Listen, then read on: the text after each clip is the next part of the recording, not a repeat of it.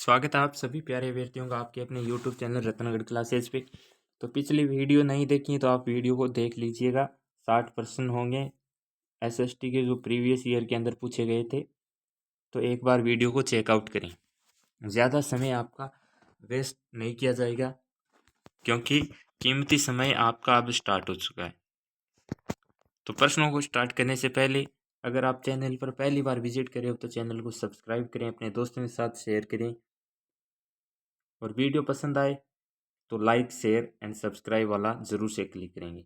अगले प्रश्न की ओर चलते हैं। भारत के संविधान की प्रस्तावना में उल्लिखित एक शब्द है हम भारत के लोग। We are the people of India. ऐसे एक शब्द लिखा गया है हम भारत के लोग से क्या तात्पर्य है? तो क्या है इसका अर्थ? है संप्रभुता भारत के लोगों में निहित है। ऑप्शन बी आपका राइट हो जाएगा। अगर पूछ ले कि हम भारत के लोग कहाँ से लिया गया है, ये शब्द है we are the people of United States, यानी अमेरिका के संविधान से लिया गया है we are the people of India. ठीक है, समझ में आ गया। चलिए अगले प्रश्न की ओर चलते हैं। भारतीय संविधान के किस अनुच्छेद के अंतर्गत अस्पृश्यता का अंत या समाप्त किया जाता है? तो अस्पृश्यता क्या है? एक मूल अधिकार के अंतर आता है आपका। तो मूल अधिकार आपके 12 से लेके 35 तक चलते हैं। 12 के अंदर राज्य को परिभाषित किया गया है। तो 17 क्या करता है? 17 करता है अस्पृश्यता का अंत। चलिए अगले प्रश्न की ओर चलते हैं। 18 क्या है भाई? 18 के अंदर है उपाधियों का अंत। उपाधियों का अंत 18 के अंदर। और 16 के अंदर है लोक नियोजन में अवसर की समानता।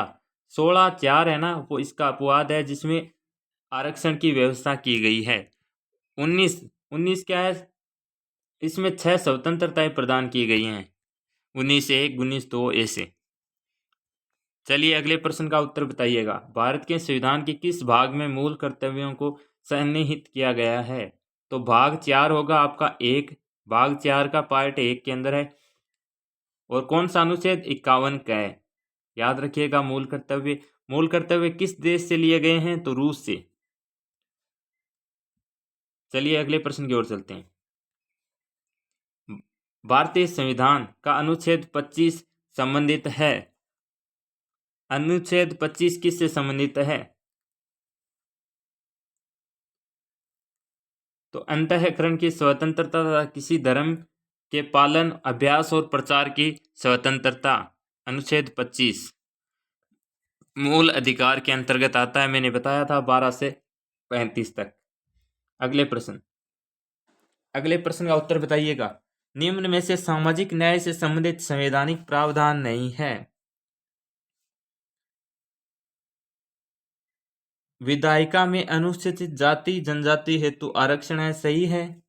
समान कार्य हेतु समान वेतन, ये भी सही है। बाल श्रम का निषेध करता है 23 के अंदर, तो ये भी सही है। अनुसूचित जाति एवं अनुसूचित जनजाति हेतु सरकारी नौकरियों में आरक्षण। सॉरी देखो, ये तो मैंने बोल दिया ना, गलत हो गया। यहाँ पे थोड़ा सा बता दूं आपको फिर से कि अनुसूचित जाति एवं अनुसूचित जनजाति हेतु सरकारी नौकरियों में आरक्षण है ना? है भाई, ये भी सही हो जाएगा। फिर विधायिका में अनुसूचित जाति और जनजाति को आरक्षण है। बाल श्रम का निषेध करता है। समान कार्य समान वेतन, ये नहीं है, ये संवैधानिक प्रावधान नहीं है। अगला प्रश्न।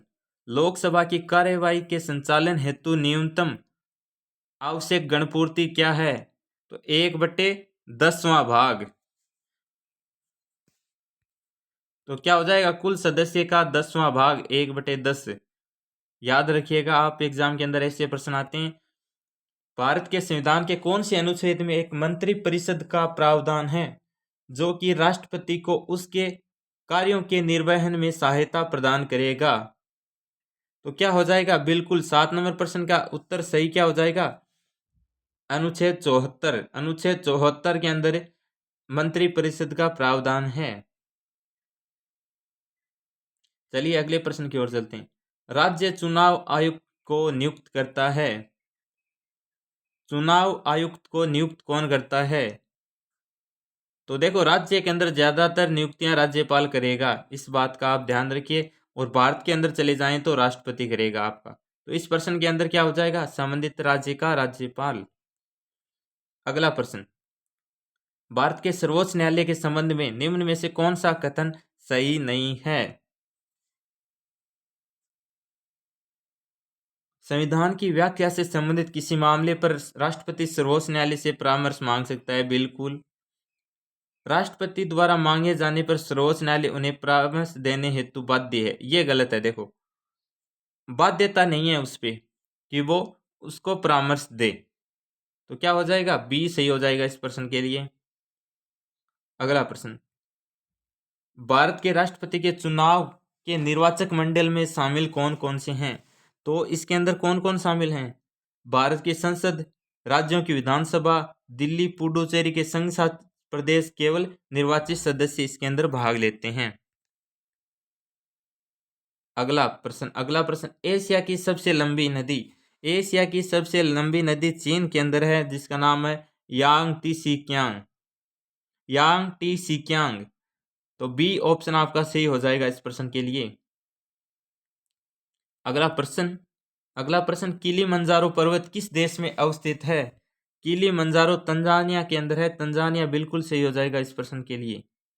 अगला प्रश्न, समताप सीमा पर औसत तापमान क्या रहता है? तो यहाँ पे औसत तापमान 0 डिग्री सेल्सियस। अगला प्रश्न आ चुका है आपकी यूट्यूब स्क्रीन पर, बेसाल्ट सेल एक उदाहरण है। बेसाल्ट सेल किसका उदाहरण है? तो भाई ये आग्नेय सेल का उदाहरण है। याद रखिएगा, मैंने बोला है कि जो मैंने 12 का पेपर करवाया था 2012 के अंदर, 2015 के अंदर, अब ये 17 वाला चल रहा है। देखो, ये प्रश्न आ रहा है, इन सेलों से प्रश्न जरूर आएगा। और आगे भी देख लेना, एग्जाम के मैं करवा दूंगा पेपर जो आए हैं उनका हल, तो उनके अंदर भी आपको ये प्रश्न देखने को मिलेंगे। तो इस टॉपिक को आप, थोड़ा छोटा सा टॉपिक है, एक प्रश्न तो हो जाएगा यहाँ से। अगला प्रश्न, एक पोषण स्तर से दूसरे पोषण स्तर पर औसत ऊर्जा प्रवाह कितना होता है? तो होता है 10%। आपका सी ऑप्शन राइट हो जाएगा इस प्रश्न के लिए। मेगस्थनीज, देखो पिछले पेपर के अंदर देखो ट्रेंड कैसे बन रहा है। ये मेगस्थनीज चंद्रगुप्त मौर्य बार बार आ रहा है। किसका राजदूत था? किसका था? सेल्यूकस ने भेजा था। किसके दरबार में? चंद्रगुप्त द्वितीय के दरबार में, सॉरी चंद्रगुप्त मौर्य के दरबार में भेजा था सेल्यूकस ने। और इसकी पुस्तक का नाम था इंडिका। तो मौर्य वंश से प्रश्न जरूर आएगा एग्जाम के अंदर। अगला प्रश्न, कौन चंद्रगुप्त द्वितीय की राजसभा में एक नवरत्न नहीं था? बताओ भाई, कौन सा नहीं था? देखो, फाइयान चीनी यात्री उसके दरबार में आया था, बाकी तीनों इनके नवरत्नों में शामिल थे। फाइयान पूछ लेगा किसके काल में आया था? ये आया था चंद्रगुप्त द्वितीय के अंदर, जो काल था उसके अंदर आया था। महाराणा प्रताप के हाथी का क्या नाम था भाई? तो महाराणा प्रताप के हाथी का नाम था राम प्रसाद, उनके घोड़े का नाम चेतक था। मर्दाना मान सिंह के हाथी का नाम था। अगला प्रश्न, सामाजिक सुधारक गोविंद गुरु का जन्म हुआ था, ये किस परिवार के अंदर हुआ था? इनका जन्म हुआ था बंजारा परिवार के अंदर। अगला प्रश्न, चेतावनी रा चुंगटिया किसने लिखा? केसरी सिंह बारट ने लिखे थे चेतावनी रा चुंगटिया। अगला प्रश्न देखो, लंदन में वीर विनायक दामोदर सावरकर ने के लिए आगे अध्ययन हेतु छात्रवृत्ति की व्यवस्था किसने की थी? तो ये व्यवस्था की थी श्यामजी कृष्ण वर्मा ने। मत्स्य जनपद की राजधानी, मत्स्य कौन सा? अलवर वाला क्षेत्र, उसकी राजधानी थी विराटनगर। देखो, जो महाजनपद है उनसे आप उनकी राजधानी याद कर लेना, कहाँ कहाँ पे किसकी राजधानी थी।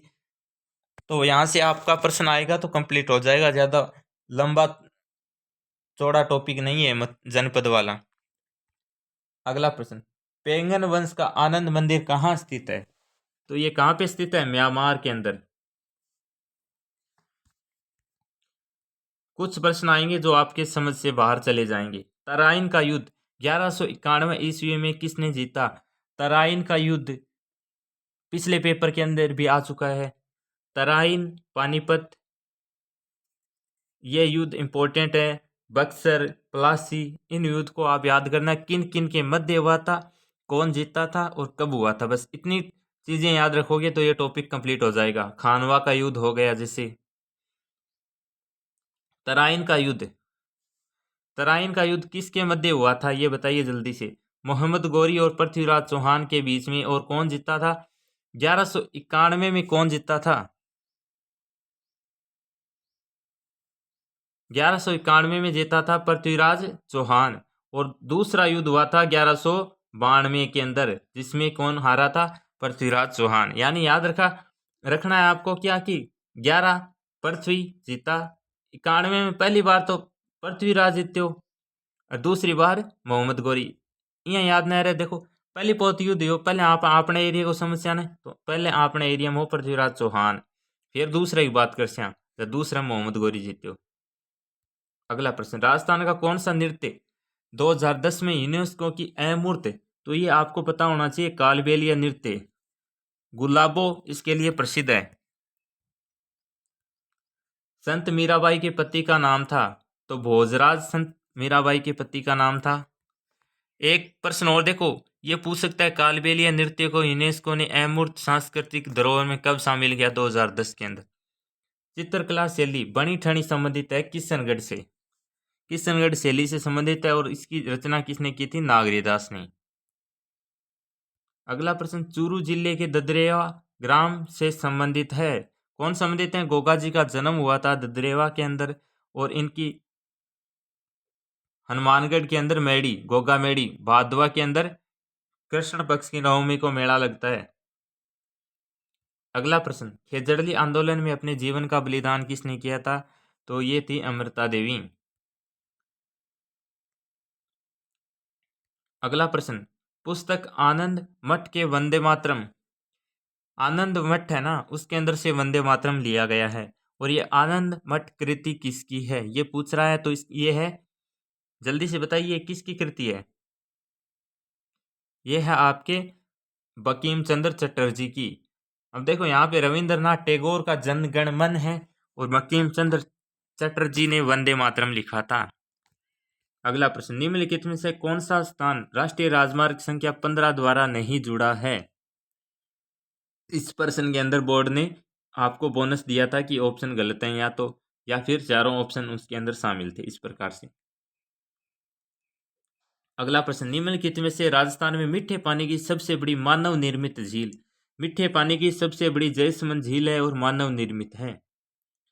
विष्णु के भक्त, विष्णु के भक्त क्या कहलाते हैं? आलवार संत। और नयनार, शैव संत को कहते हैं नयनार। अगला प्रश्न, निम्नांकित में से किस स्रोत में प्राचीन भारत के 16 महाजनपदों का वर्णन मिलता है? तो बौद्ध धर्म के ग्रंथ है अंगुत्तर निकाय के अंदर। और एक और है जिसको याद रखना, वो कौन सा है? वो जैन धर्म का है भगवती सूत्र, उसके अंदर 16 महाजनपदों का उल्लेख मिलता है। रावी नदी का प्राचीन नाम? पुरुषणी। सूरसेन जनपद की राजधानी, सूरसेन की राजधानी क्या थी? तो यहाँ पे आपका सही उत्तर हो जाएगा मथुरा, मथुरा। सूरसेन की राजधानी थी मथुरा।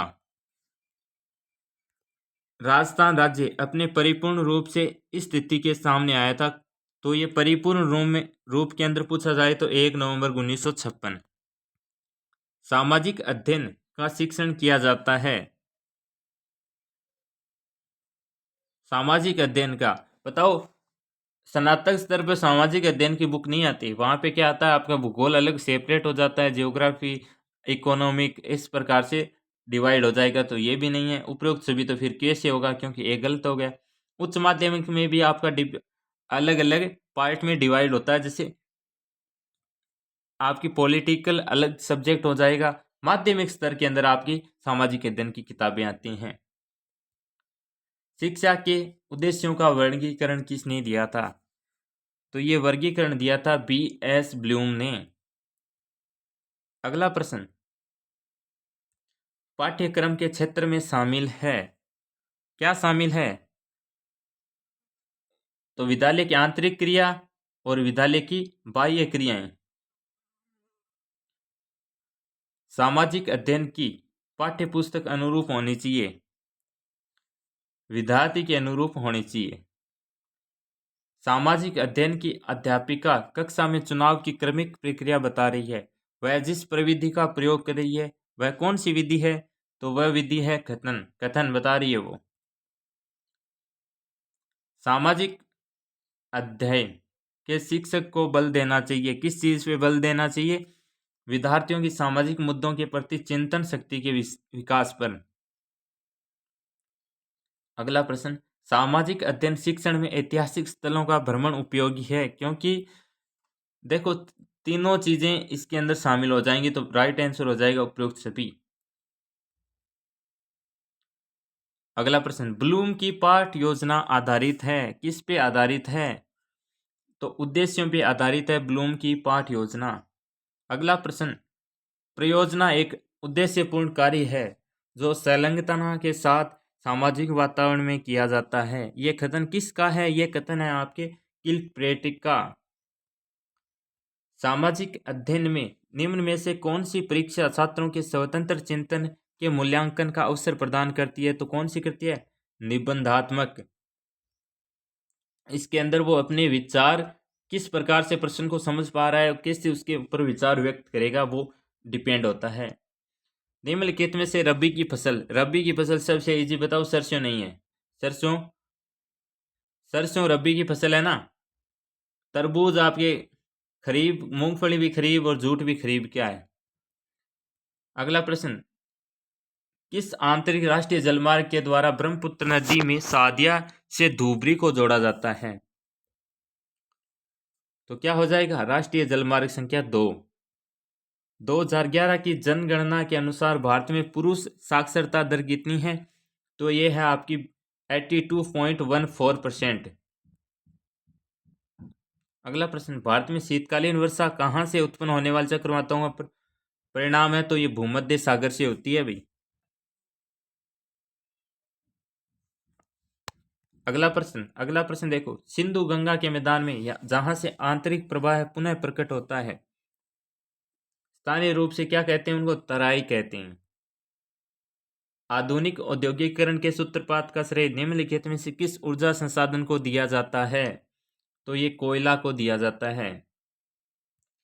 टिकाऊ कृषि हेतु निम्नलिखित में भारत के किस राज्य ने रासायनिक उर्वरक के उपयोग को निषिद्ध कर दिया था? तो किसने किया था? ये सिक्किम ने किया था।